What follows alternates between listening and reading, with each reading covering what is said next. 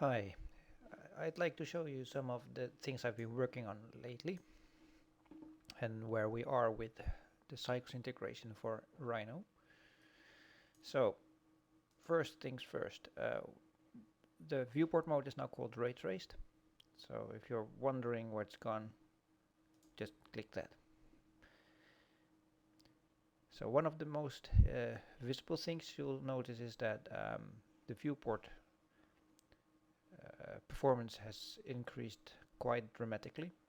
So if I start rotating around, you see the changes are instantaneous. And another thing is that the rendering speed is also hugely improved.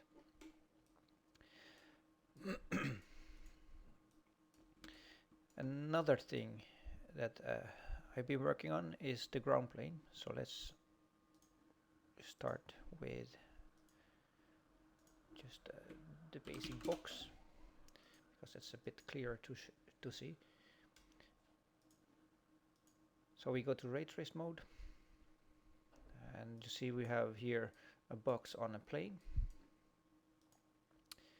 and it's showing shadow only. It's not really clear yet. Let me make it a gradient, and now we see the background through the plane we are having. So let's go to a material, and this is how it looks with just the material. There is no background visible through the ground plane. So again, let's put on shadow only.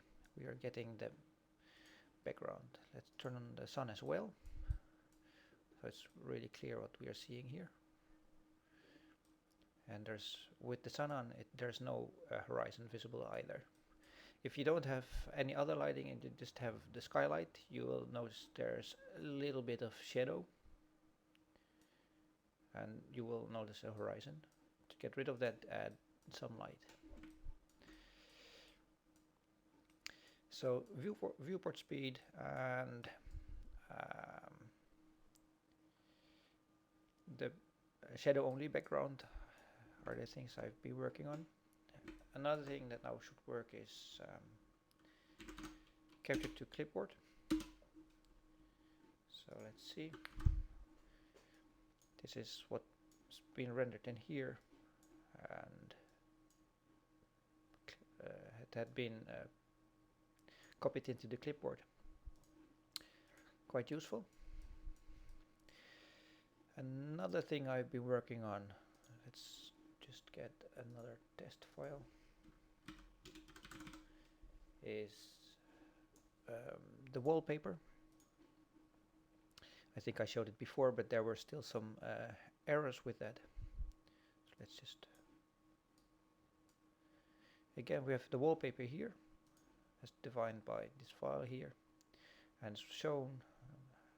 I can toggle it, and the grayscale can be toggled as well. And the latest fix for this wallpaper mode is that we can now properly stretch it to fit the view as well. Okay, so these are some of the things that I've been working on. So most notably the speed increase, with which I'm myself quite happy. And next up I will be working on the shader definitions again, improve them. There are some problems with the custom material and reflections. Some materials don't properly reflect.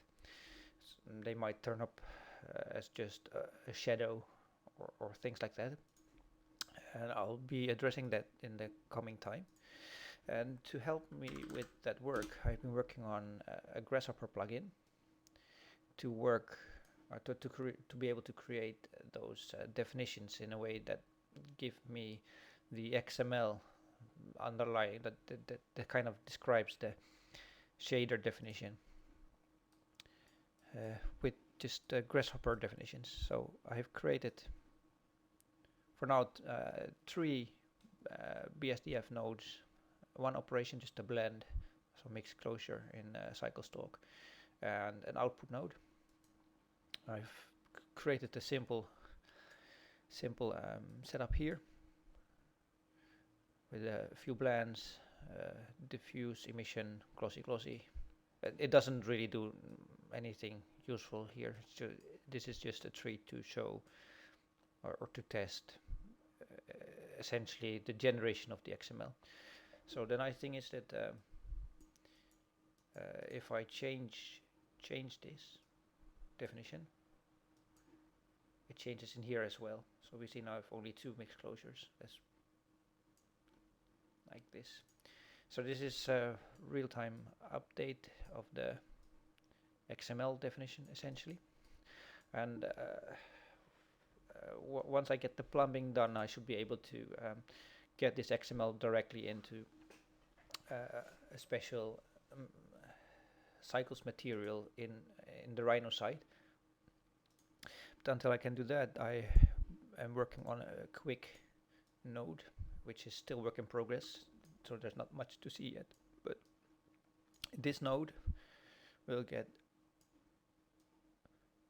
some input, and then our shader XML definition, and it should then start rendering in this square here, and we should be able to resize this, and just like a viewport, it should then start re-rendering. So there will be a progressive rendering going on in this square here.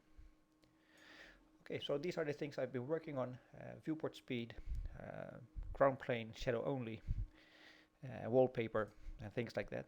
So I hope that these things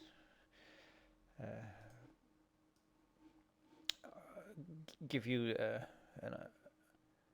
an idea of what's possible with Cycles for Rhino at the moment. Thank you for watching.